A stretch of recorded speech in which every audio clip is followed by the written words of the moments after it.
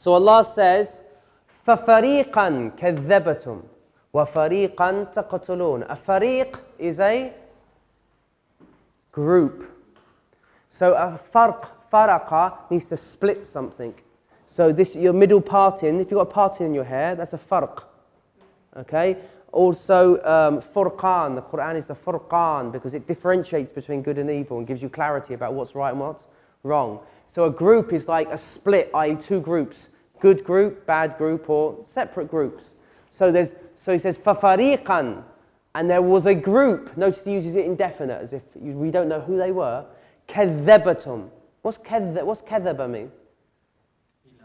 He lied, but with the shidda, we're going to see this is in the special forms, the 10 forms we're going to study later, inshallah, is that you attribute lies. So notice the tum there, and it's in the past. You attributed lies to one group. Notice the abnormal sentence structure, because this is the object of the verb. There was a group that you rejected, that you attributed lies to, okay? And there was another group, وَفَرِيقًا, that you, what did you do? You killed. But what do you find so strange here?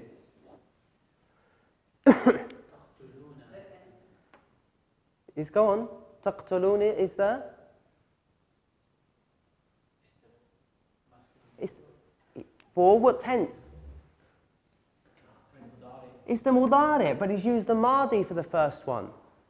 Why? Because they're both in the past. Because the Bani Israel, they rejected some of their prophets, and they also killed some of them, yeah?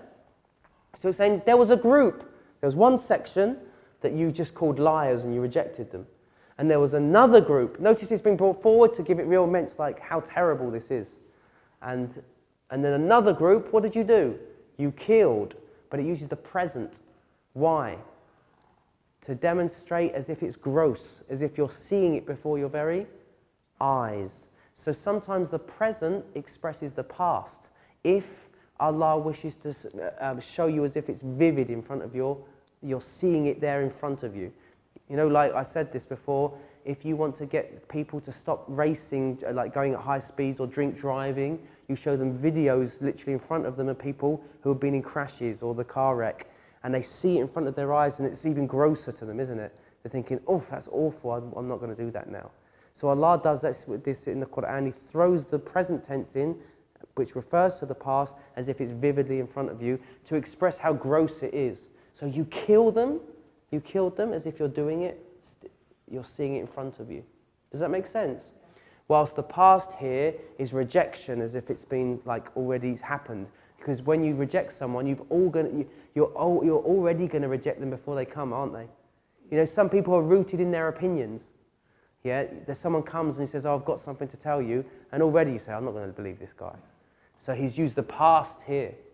But here, he wants to express as if you killed them, and it's still affecting. And this is something very beautiful about with the Bani Israel is that it's like transgenerational trauma that's passed through their generations. Like you killed them, and that's impacted the generations after them and their attitudes towards the prophets. What people do in the past has an impact on their children and so forth.